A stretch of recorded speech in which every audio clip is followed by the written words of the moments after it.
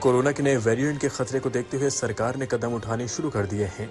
शनिवार को प्रधानमंत्री नरेंद्र मोदी ने कोरोना को लेकर उच्च स्तरीय बैठक की। इस बैठक में कैबिनेट सेक्रेटरी के साथ कई अन्य वरिष्ठ अधिकारी शामिल हुए। बैठक में पीएम मोदी ने नए वेरिएंट को देखते हुए अभी से तैयारियों का निर्देश दिया है। साथ ही उन इलाकों की निगरानी बढ़ाने का निर्देश दिया है जिन इलाकों में ज्यादा केस आ रहे हैं। दिल्ली के मुख्यमंत्री अरविंद केजरीवाल ने प्रधानमंत्री मोदी से मांग की है कि कोरोना के नए वेरिएंट से प्रभावित देशों की फ्लाइट्स पर रोक लगाई जाए। केजरीवाल ने कहा कि जो देश कोरोना के नए वेरिएंट से प्रभावित हैं, उन देशों की यात्रा पर प्रतिबंध लगा देना चाहिए। नए कोरोना वेरिएंट को लेकर मुंबई महानगर निगम पालिका भी सक्रिय हो गई है।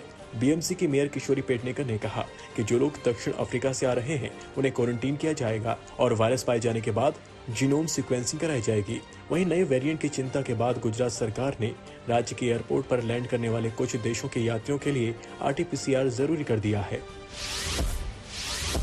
नए कृषि कानून की वापसी के फैसले के बाद भी किसानों का आंदोलन खत्म होता नहीं दिख रहा। किसान संगठन अब भी MSP की गारंटी की मांग पर अड़े हुए हैं। किसान नेताओं का कहना है कि जब तक मांगे नहीं मानी जाती आंदोलन जारी रहेगा।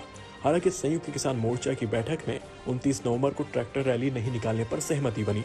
संयुक्त किसान मोर्चा की बैठक के बाद भारतीय किसान यूनियन के प्रवक्ता राकेश टिकैत ने कहा कि केंद्र सरकार MSP के मुद्दे पर किसानों से सीधे बात करे। टिकैत ने कहा कि सरकार हमसे बातचीत नहीं करना चाहती है। अब 4 दिसंबर को संयुक्त किसान मोर्चा की अगली बैठक में आगे की रणनीति पर चर्चा होगी। कानून ने वापसी लिया और भारत सरकार एक बातचीत की लाइन पे आई है।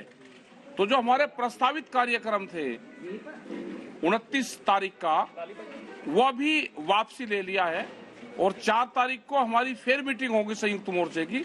तो उसमें आगे प्रोग्राम हम तय करेंगे कि आगे प्रोग्राम कैसे करना है, क्योंकि 4 तारीख तक जो 3 कानून हैं ये भी हाउस में आ जाएंगे और उम्मीद है कि इस पे ये वहां से रिफिल हो जाएगा। 29 नवंबर को संसद के शीतकालीन सत्र से पहले सरकार ने आज सर्वदलीय बैठक बुलाई है। सुबह 11:30 बजे सर्वदलीय बैठक बुलाई गई है। इसके बाद शाम 4 बजे NDA के फ्लोर के नेताओं की बैठक होगी। उधर शीतकालीन सत्र में सरकार को घेरने के लिए विपक्ष भी तैयारी में जुटा हुआ है। कांग्रेस ने 29 नवंबर को सुबह 10 बजे विपक्षी दलों की बैठक बुलाई है। कांग्रेस समेत विपक्षी दल किसानों, महंगाई समेत तमाम मुद्दों पर केंद्र सरकार को घेरने की तैयारी कर रहे हैं।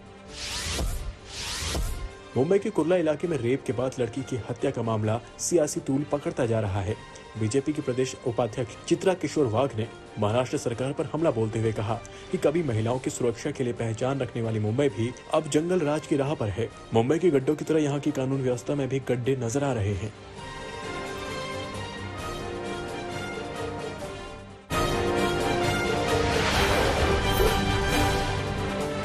जिन्ना के बहाने योगी आदित्यनाथ ने अखिलेश यादव पर एक बार फिर हमला बोला। यूपी के गोंडा में एक सभा को संबोधित करते हुए योगी आदित्यनाथ ने कहा, जो दंगाई हैं वो जिन्ना के अनुयायी हैं। मायावती और अखिलेश यादव पर निशाना साधते हुए सीएम योगी ने कहा कि बुआ और बबुआ को विकास करने से किसने रोका था। ये लोग भाई भतीजावाद में व्यस्त रहे। जो काम यूपी में अब हो रहा है वो पहले हो सकता था। जिन आतंकवादियों ने मर्यादा पुरुषोत्तम भगवान श्री राम की जन्मभूमि पर हमला किया था, उन आतंकवादियों के मुकदमों को बड़ी बेशर्मी के साथ पिछली सरकारों ने वापस लेने का कार्य करने की शरारत रची थी। वो तो धन्यवाद है इलाहाबाद उच्च न्यायालय को, जिन्होंने प्रदेश सरकार की इस मंशा को पूरा नहीं होने दिया था। और भाइयों बहनों, जो ये दंगाई है, जिन्ना के अनुयायी हैं, ये गन्ने की मिठास को क्या समझ पाएंगे। जिन्ना वाले बयान को लेकर रक्षा मंत्री राजनाथ सिंह ने भी अखिलेश यादव को निशाने पर लिया। यूपी के जौनपुर में राजनाथ सिंह ने बूथ सम्मेलन में कहा कि कब्र से जिन्ना को निकाला जा रहा है। जिन्ना पाकिस्तान में चलेंगे, यहाँ नहीं। क्या जरूरत है जिन्ना को लाने की? कहाँ जिन्ना है? किस कब्र से आपने निकाल रहा है? किस बोतल में बंद करके उनको आपने निकाला? क्या जरूरत है? भाइयों, जिन्ना पाकिस्तान की जनक हो सकते हैं, भारत की जनक कभी जिन्ना नहीं हो सकते। कांग्रेस महासचिव प्रियंका गांधी ने महोबा की प्रतिज्ञा रैली में बीजेपी सरकार पर निशाना साधा। प्रियंका गांधी ने कहा कि बुंदेलखंड के संसाधनों पर बुंदेलखंड के लोगों का हक है। कांग्रेस महासचिव ने आरोप लगाया कि प्रधानमंत्री मोदी, मुख्यमंत्री योगी सबने बुंदेलखंड को छला है। खाद के चलते बुंदेलखंड में किसान आत्महत्या कर रहे हैं। बीजेपी नई खनिज नीति किसानों की दुर्दशा, किसानों की समस्या पर कुछ नहीं कर पाई। बेरोजगारी, महंगाई के चलते बुंदेलखंड का बुरा हाल हो गया है। पंजाब कांग्रेस के अध्यक्ष नवजोत सिंह सिद्धू ने शिरोमणि अकाली दल के प्रमुख सुखबीर सिंह बादल के आरोपों पर पलटवार किया। सिद्धू ने कहा कि डीजीपी से मिलकर पुलिस पर दबाव बनाने वाली बात को अगर बादल साबित कर दें तो मैं राजनीति को अलविदा कह दूंगा। नवजोत सिंह सिद्धू ने ट्वीट में लिखा कि मैं राजनीति छोड़ दूंगा अगर सुखबीर सिंह बादल ये साबित कर दें कि मैंने कभी पंजाब के उन नए डीजीपी के साथ बंद कमरे में कोई बैठक की है जिन्होंने 2015 में निर्दोष सिख लड़कों को अवैध रूप से हिरासत में लिया।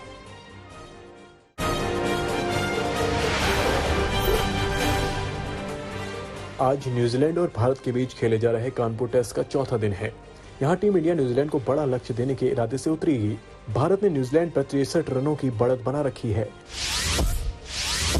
टीम इंडिया ने तीसरे दिन का खेल खत्म होने तक 1 विकेट के नुकसान पर 14 रन बनाए हैं। मयंक अग्रवाल 4 और चेतेश्वर पुजारा 9 रन बनाकर क्रीज पर हैं, जबकि शुभमन गिल 1 रन पर जेमिसन का शिकार हुए।